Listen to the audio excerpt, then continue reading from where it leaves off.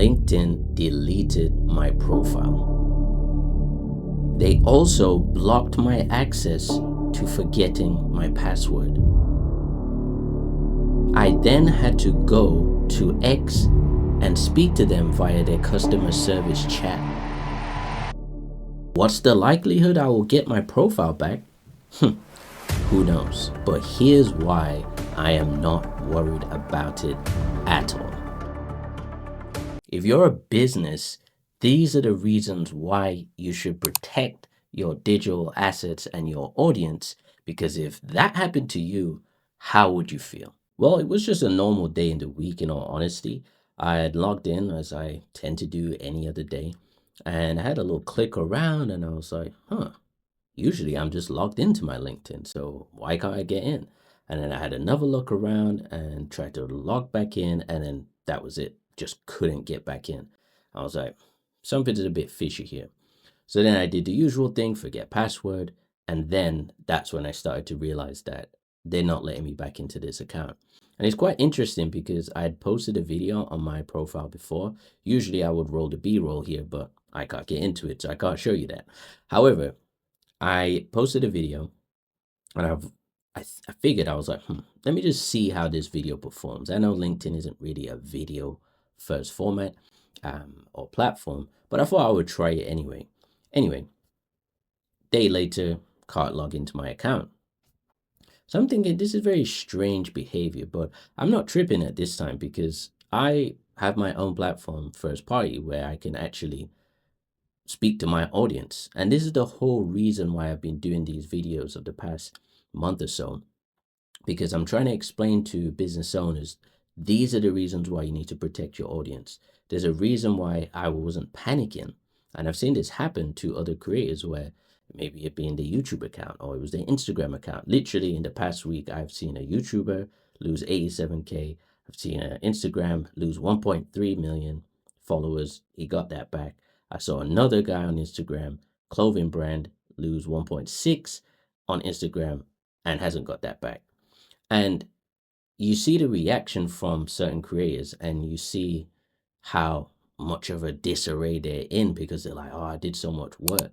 But it is a constant reminder that you don't actually own these platforms and you don't own the data that sits on the platform. So as a business owner, it's important for you to actually think, if all of my profiles went, would I still be able to speak to my customers?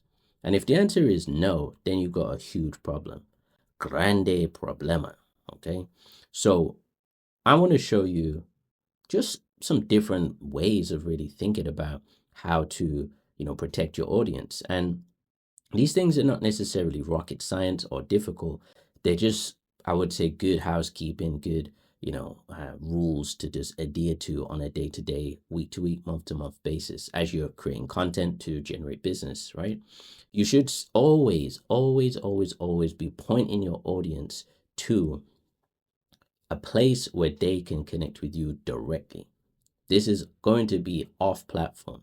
Now, I love YouTube. I think it's the best platform on the internet for content creation, okay?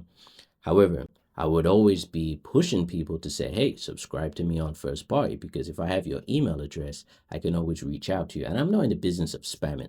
I don't want people's email address to spam them things that they don't want. I want to connect with the desired audience who likes my content, likes me, likes my products. Okay, that's the whole purpose of it, to serve them and exchange value via email. That's the whole point. However, a lot of the time, creators and businesses, they get so caught up on the metrics and blue ticks, which I've talked about previously and many years ago on X and things like this, where it's like, these are all vanity metrics, okay? These are things that really mean nothing because you can send a post and it's not exactly going to reach all of those people. But if you send an email, that is going to that person's email address. Whether it goes to their junk, whether it goes to their inbox, they are going to receive that information. Now, there's ways now how you can actually ensure that those emails reach the inbox, because things like Apple, right? We have, oh, no, I don't work with Apple. I work with them in terms of a developer, but anywho, Apple have actually changed their email client, meaning they've got different categories for promotions, inbox, and all these different things, which I personally am not a fan of. I think it's just a bit too much. An email, I get it, email is quite intensive. However, it's a bit too much for me personally. But you could actually set your email up, your email sequence, that is, so the audience member actually saves your email address, so it's going to ensure that it goes to the inbox. And these are all things that you can do when you're actually sending out your emails and say, hey, look, I want to make sure that you get this. Or you could say it in a video, right? I want to make sure that you get my emails. So add my email address as a contact. And in that way, it's going to go into the inbox. So it's a very simple fix. But depending on the metrics of other platforms that you don't own is not the best strategy, I'll be honest with you. As a business who wants to generate business and leads and customers through YouTube, you don't want to have to be dependent even on YouTube. You want to make sure that you've got a way how you can always reach out to your audience, just like any business would with their customer details, right? If they got a phone number, they're going to call a client, call a customer. You want to be able to effectively do the same with a digital mechanism. And this is the reason why we're seeing so much community platforms like School and all these other ones pop up, because people need a place where they can actually speak to their audience, speak to their customers on a regular basis.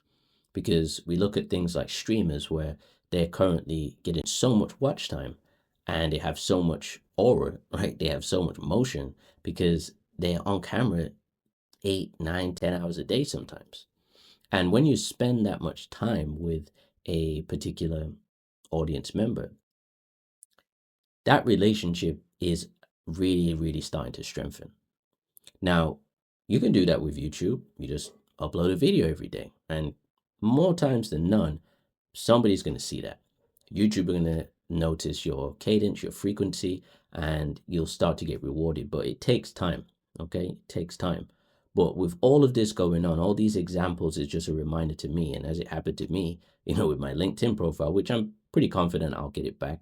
I already spoke to the team on X. But these are just glitches in the digital creator matrix that are out of your control. So this is how we should be thinking now. Like, okay, I want to own that relationship with my audience. Okay, I don't want to just bombard them with emails. I want to actually have a relationship with them.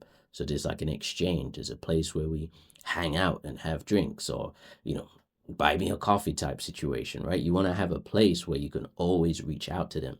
And better still, if you know their country, if you know their city, first name, email address, that's enough to start forming those relationships. Because never, never, never, never want to be dependent on a social media platform. And if you don't know who the product is, you're the product. That is the saying in Silicon Valley. So remember that anytime you see one of these creators, cry and complain and say, oh my gosh, they deleted my account. Well, that's the reason why I'm just chilling right now, because I have my own first party platform and my own profile there where I can have you guys connect with me.